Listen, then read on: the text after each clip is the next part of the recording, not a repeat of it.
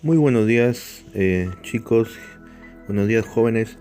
En esta mañana vamos a hacer el audiolibro de las 28 creencias de los adventistas del séptimo día, dividido en 6 doctrinas.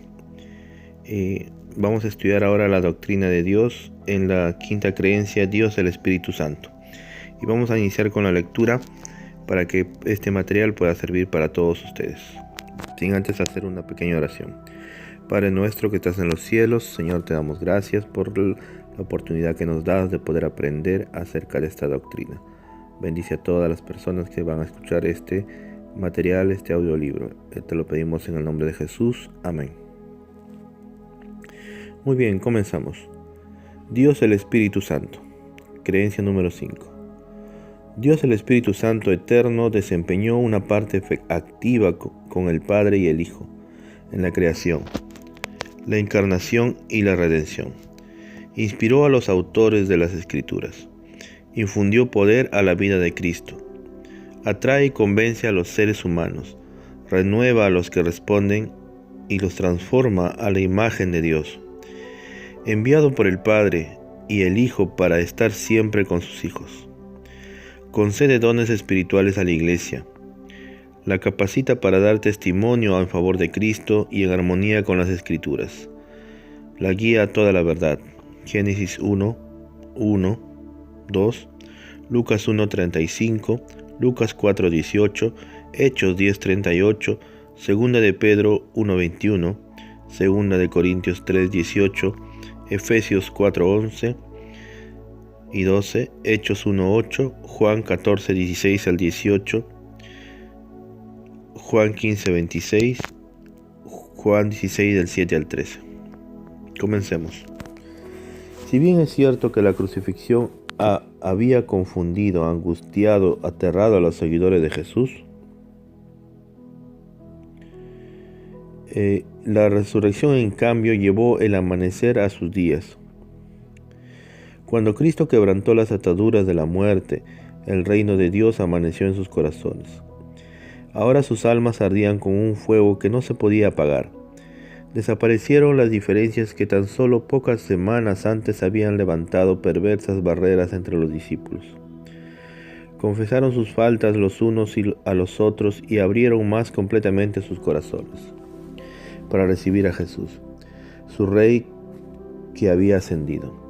La unidad de este rebaño, una vez esparcido, creció a medida que pasaban los días en oración. En un día inolvidable se hallaban alabando a Dios cuando en medio de ellos se oyó un ruido como el rugido de un tornado, como si el fuego que ardía en sus corazones estuviese haciendo visible. Lenguas de fuego descendieron sobre cada cabeza. Como un fuego consumidor, el Espíritu descendió sobre ellos. Llenos del Espíritu, los discípulos no pudieron contener su nuevo amor y gozo ardiente en Jesús. En forma pública y llenos de entusiasmo, comenzaron a proclamar las buenas nuevas de salvación. Atraída por el sonido, una multitud de ciudadanos locales mezclados con peregrinos de muchas naciones se reunió junto al edificio. Llenos de asombro y confusión, escucharon en su propio lenguaje poderosos testimonios relativos a las poderosas obras de Dios expresados por Galileos sin educación. No comprendo, decían algunos. ¿Qué significa eso? Otros procuraban quitarle importancia diciendo, están ebrios. No es así, exclamó Pedro, haciéndose oír por encima de las voces de la multitud. Son solo las 9 de la mañana. Lo que ustedes han oído y visto está sucediendo porque el Cristo resucitado ha sido exaltado a la mano derecha de Dios y ahora nos ha concedido el Espíritu Santo. Hechos capítulo 2. ¿Quién es el Espíritu Santo? La Biblia revela que el Espíritu Santo es una persona, no una fuerza impersonal. Declaraciones como esta han parecido bien al Espíritu Santo y a nosotros. Hechos 15:28. Revelan que los primeros creyentes lo consideraban una persona. Cristo también se refirió a él como una persona distinta. Él me glorificará, declaró el Salvador, porque tomará de lo mío y os lo hará saber. Juan 16:14. Las Escrituras, al referirse al Dios triuno, describen al Espíritu como una persona. Mateo 28:19, 2 de Corintios 13:14. El Espíritu Santo tiene personalidad. Contiende, Génesis capítulo 6, versículo 3. Enseña, Lucas 12:12. Convence, Juan 16:8. Dirige los asuntos de la iglesia, Hechos 13:2. Ayuda e intercede, Romanos 8:26. Inspira, 2 de Pedro 1:21. Santifica, 1 de Pedro 1:2. Estas actividades no pueden ser realizadas por un mero poder, una influencia o un atributo de Dios. Solamente una persona puede llevarlas a cabo. El Espíritu Santo es verdaderamente Dios. La Escritura presenta al Espíritu Santo como Dios. Pedro le dijo a Ananías que al mentirle al Espíritu Santo, no has mentido a los hombres sino a Dios. Hechos capítulo 5, versículos 3 y 4. Jesús definió el pecado imperdonable como la blasfemia contra el Espíritu, diciendo: a cualquiera que dijere alguna palabra contra el Hijo del Hombre, le será perdonado, pero al que hable contra el Espíritu Santo, no le será perdonado ni en este siglo ni en el venidero. Mateo capítulo 12, versículos 31 y 32. Esto puede ser verdadero si el Espíritu Santo es Dios. La Escritura asocia los atributos divinos con el Espíritu Santo. El Espíritu es vida. Pablo se refirió a él llamándolo Espíritu de vida. Romanos capítulo 8, versículo 2. Es la verdad. Cristo lo llamó el Espíritu de verdad. Juan 16, versículo 13. Las expresiones el amor del Espíritu, Romanos 15, versículo 30, y el Espíritu Santo de Dios en Efesios 4, versículo 30, revelan que el amor y la santidad son parte de la naturaleza. El Espíritu Santo es omnipotente. Distribuye dones espirituales repartiendo a cada uno en particular como Él quiere. 1 Corintios 12, 11. Es omnipresente. Estará con su pueblo para siempre. Juan 14, 16. Nadie puede escapar de su influencia. Salmos 119, 7 al 10. También es omnisapiente porque el Espíritu todo lo escudriña, aún lo profundo de Dios, y nadie conoció las cosas de Dios sino el Espíritu de Dios. 1 Corintios capítulo 2, versículos 10 y 11. Las obras de Dios también están asociadas con el Espíritu Santo. Tanto la creación como la resurrección requirieron su actividad. Eliú declaró: el Espíritu de Dios me hizo, y el soplo del Omnipotente me dio vida. Job capítulo 33, versículo 4. Y el salmista afirmó: envías tu Espíritu, son creados, y renuevas la faz de la tierra. Salmos capítulo 104, versículo 30. Pablo proclamó: el que levantó de los muertos a Cristo Jesús, vivificará también vuestros cuerpos mortales por su Espíritu, que mora en vosotros. Romanos capítulo 8, versículo 11. Únicamente un Dios personal y omnipresente, no una influencia impersonal ni un ser creado, podrá realizar el milagro de traer a Cristo divino a un individuo. Por ejemplo, María.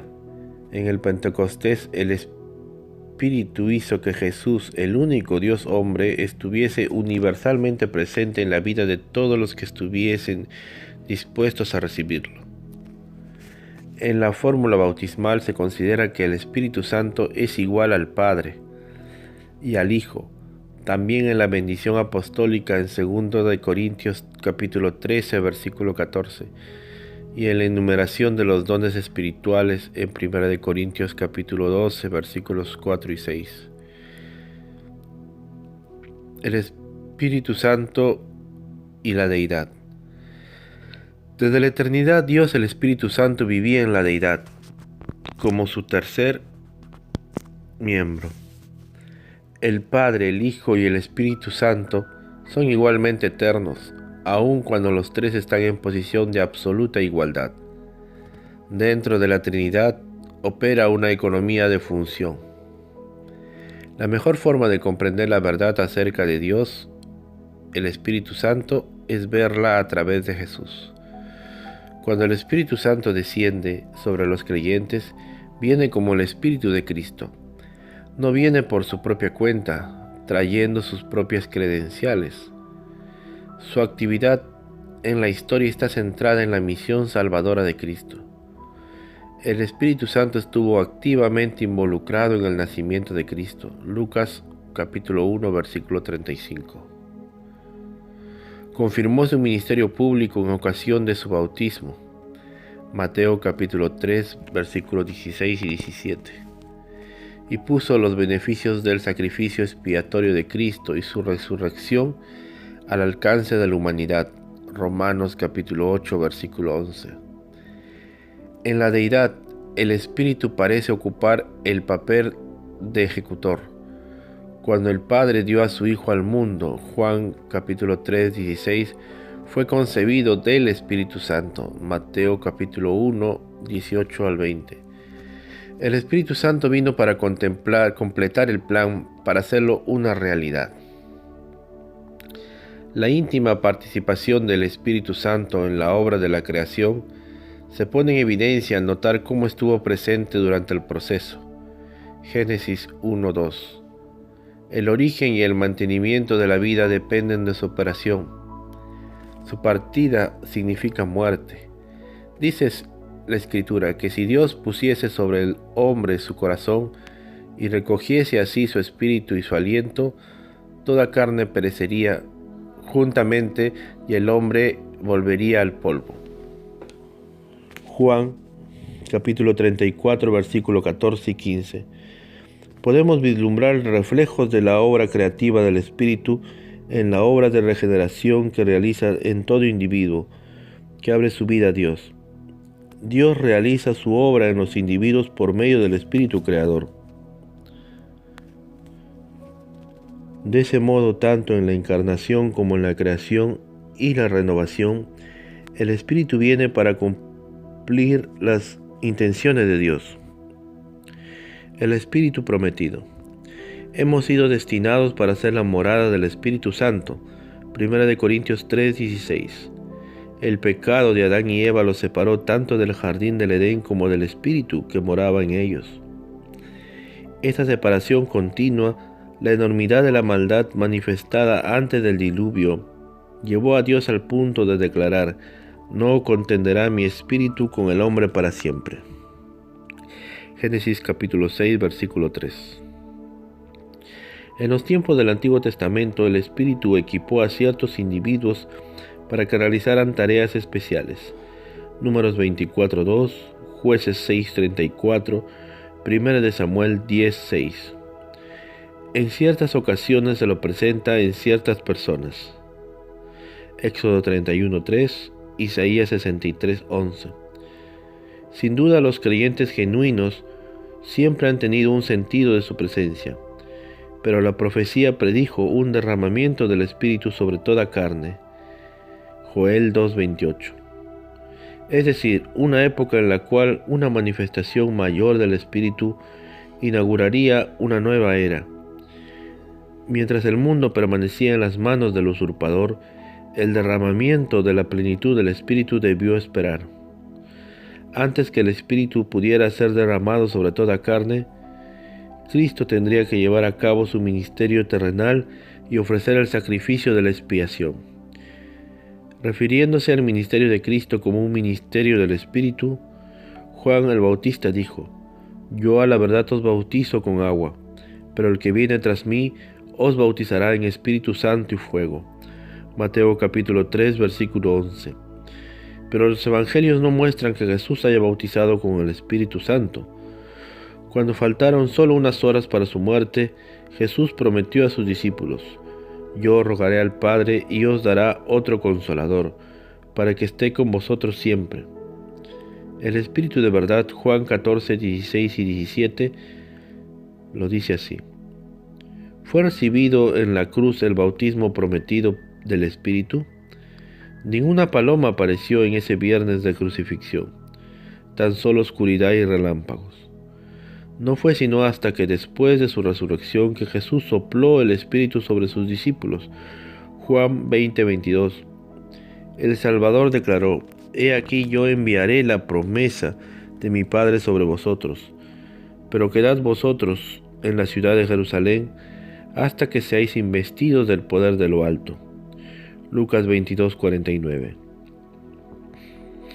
Este poder se recibiría cuando haya venido sobre vosotros el Espíritu Santo, transformando a los creyentes en sus testigos hasta lo último de la tierra. Hechos capítulo 1, versículo 8.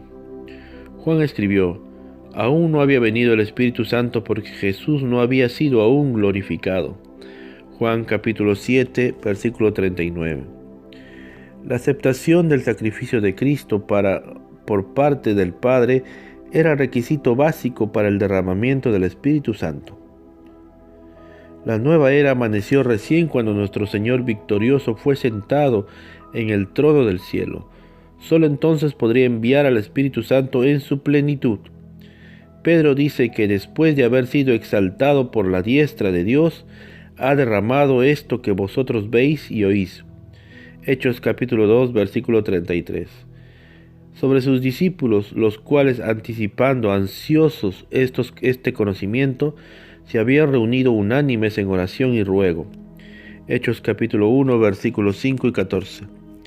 En el Pentecostés, 50 días después del Calvario, la nueva era irrumpió en escena con todo el poder de la presencia del Espíritu.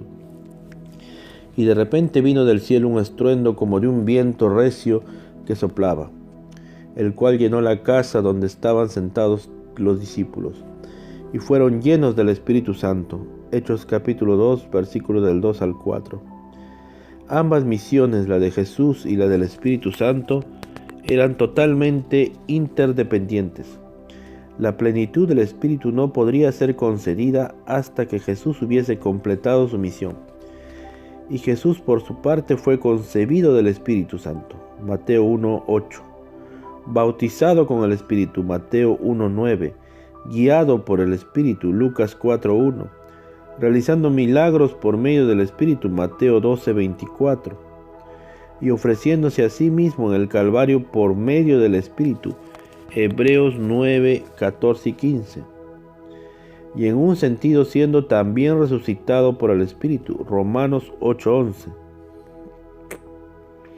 Jesús fue la primera persona que experimentó la plenitud del Espíritu Santo. Es una verdad asombrosa que nuestro Dios está dispuesto a derramar su Espíritu sobre todos los que lo desean anhelantes.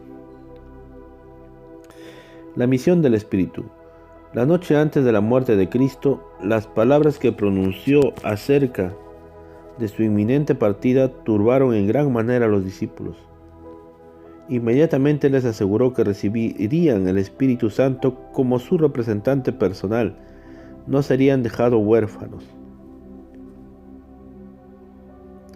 El origen de la misión. El Nuevo Testamento revela al Espíritu Santo de una manera especialísima. Lo llama el Espíritu de su Hijo. Gálatas 4:6.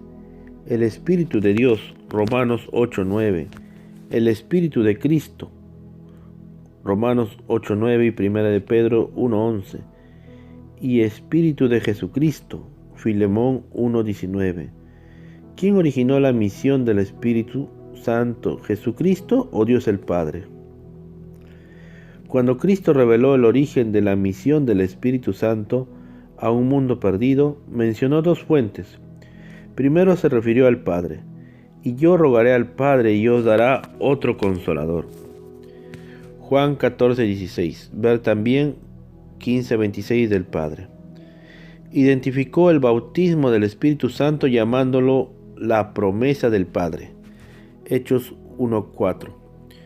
En segundo lugar, Cristo se refirió a sí mismo: «Si no me fuere, el Consolador no vendría a vosotros, mas si me fuere, os lo enviaré».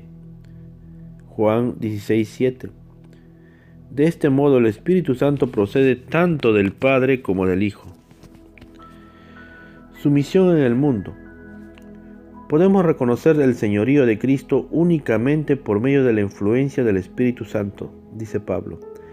Nadie puede llamar a Jesús Señor sino por el Espíritu Santo. 1 Corintios 12:3. Se nos da la seguridad de que por medio del Espíritu Santo, Cristo, aquella luz verdadera, alumbra a todo hombre. Juan 1:9. Su misión consiste en convencer al mundo de pecado y de justicia y de juicio. En primer lugar, el Espíritu Santo nos lleva a una profunda convicción de pecado, especialmente el pecado de no aceptar a Cristo. Juan 16:9. Segundo, el Espíritu Santo insta a todos a que acepten la justicia de Cristo. Tercero, el Espíritu nos amonesta acerca del juicio, una poderosa herramienta útil para despertar las mentes oscurecidas por el pecado a la necesidad de arrepentirse y convertirse. Una vez que nos hemos arrepentido, podemos nacer de nuevo por medio del bautismo, del agua y del Espíritu Santo. Juan 3:5. Entonces nuestra vida se renueva por cuanto hemos llegado a ser la morada del Espíritu de Cristo. Su misión en favor de los creyentes. La mayoría de los textos relativos al Espíritu Santo se refieren a su relación con el pueblo de Dios.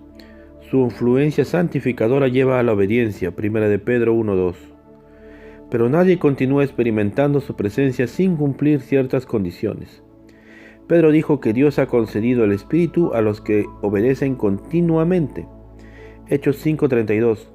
De este modo se amonesta a los creyentes a no resistir, entristecer o apagar el Espíritu. Hechos 7:51, Efesios 4:30 y 1 Tesalonicenses 5:19. ¿Qué hace el Espíritu en favor de los creyentes? Ayuda a los creyentes a presentar el Espíritu Santo. Cristo lo llamó otro consolador, Paracletos, Juan 14:16. Esta palabra griega ha sido traducida de diversas formas, por ejemplo, ayudador, consolador, consejero, y también puede significar intercesor, mediador o abogado. Aparte del Espíritu Santo, el único Paracletos que menciona la Escritura es Cristo mismo. Él es nuestro abogado, intercesor ante el Padre. Hijitos míos, estas cosas os escribo para que no pequéis. Y si alguno hubiese pecado, abogado para con el Padre, a Jesucristo tenemos, el justo. 1 Juan 2:1. Como intercesor, mediador y ayudador, Cristo nos presenta ante Dios y revela a Dios ante nosotros en forma similar. El Espíritu nos guía a Cristo y manifiesta la gracia de Cristo ante nosotros.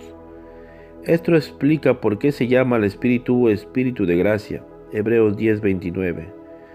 Una de sus mayores contribuciones es la aplicación de la gracia redentora de Cristo a los seres humanos, 1 Corintios 15:10, 2 Corintios 9:14, Juan 4:5.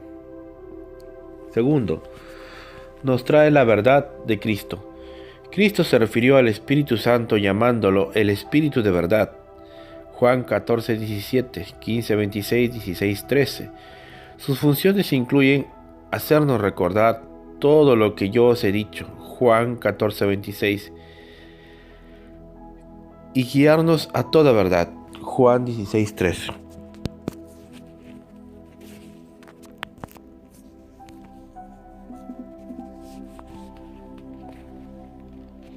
Su mensaje testifica de Jesucristo, Juan 15:26. No hablará por su propia cuenta, declaró Jesús, sino que hablará todo lo que viere y os hará saber las cosas que habrán de venir. Él me glorificará, porque tomará de lo mío y os lo hará saber. Juan 16:13. Trae la presencia de Cristo. No solo trae el mensaje acerca de Cristo, sino que nos hace llegar a la presencia misma de Cristo. Jesús dijo: os conviene que yo me vaya, porque si no me fuere, el Consolador no vendría a vosotros, mas si me fuere, os lo enviaré. Juan 16:7. Estorbado por su humanidad, el hombre Jesucristo no era omnipresente, y por esta razón convenía que se fuera. Por medio del Espíritu podría estar en todo lugar, constantemente. Jesús dijo: yo rogaré al Padre y os dará otro Consolador para que esté con vosotros para siempre. El Espíritu de verdad dio la seguridad de que el Espíritu mora con vosotros y estará en vosotros. No os dejaré huérfanos, vendré a vosotros. Juan 14:17. El Espíritu Santo es el representante de Cristo, pero está despojado de la personalidad, de la humanidad y de la independencia de ella. En la encarnación, el Espíritu Santo trajo la presencia de Cristo a una persona, María.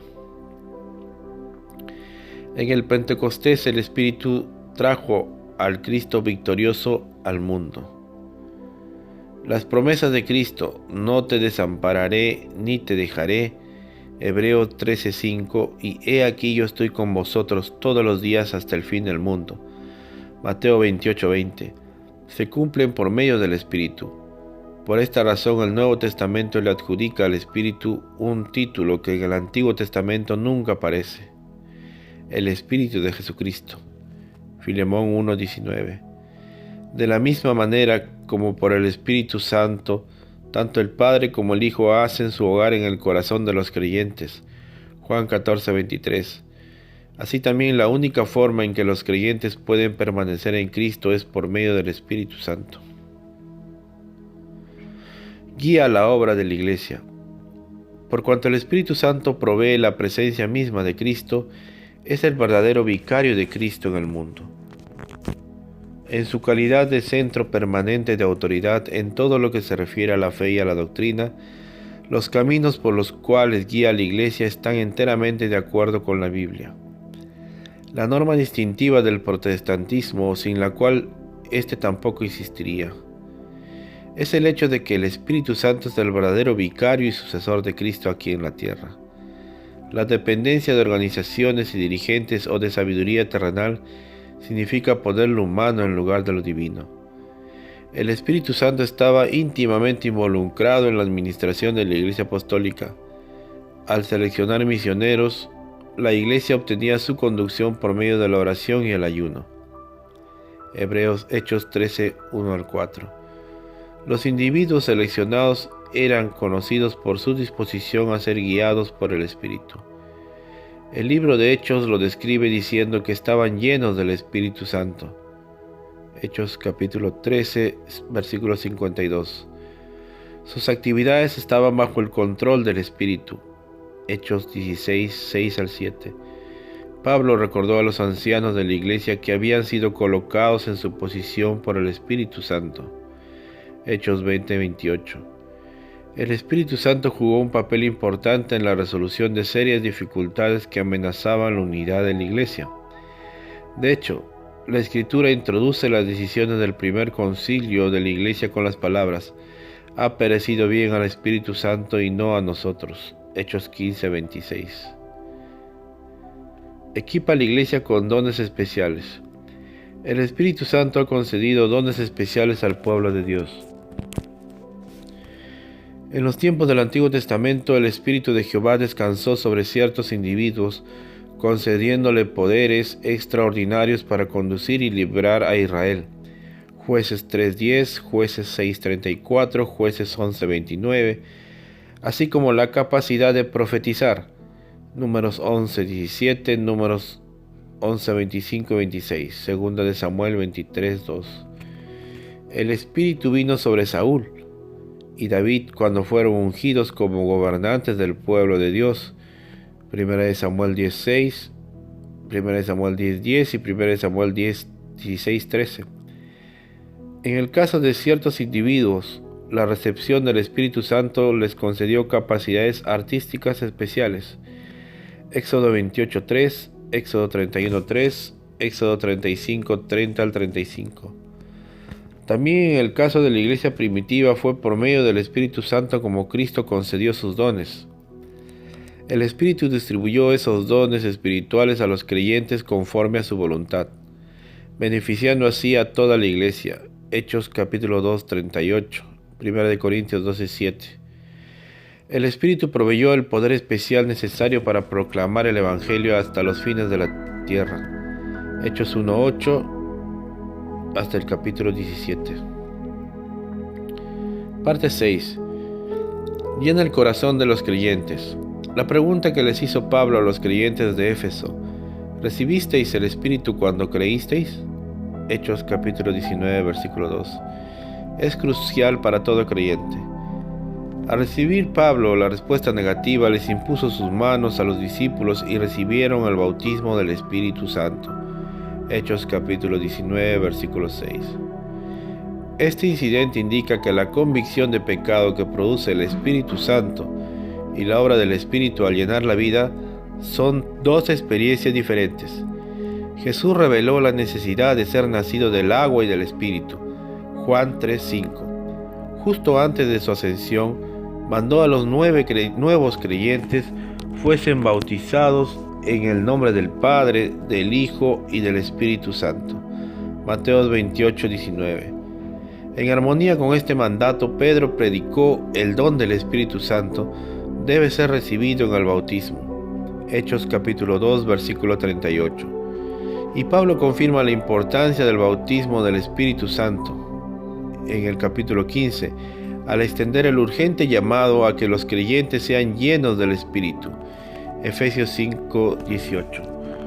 La recepción del Espíritu Santo que nos transforma a la imagen de Dios comienza con el nuevo nacimiento y continúa a la obra de santificación. Dios nos ha salvado según su misericordia por el lavamiento y la regeneración y por la renovación en el Espíritu Santo, el cual derramó a nosotros abundantemente por Jesucristo nuestro Salvador. Tito capítulo 3, versículos 5 y 6. La ausencia del Espíritu es lo que hace tan importante el ministerio evangélico. Tan impotente el ministerio evangélico.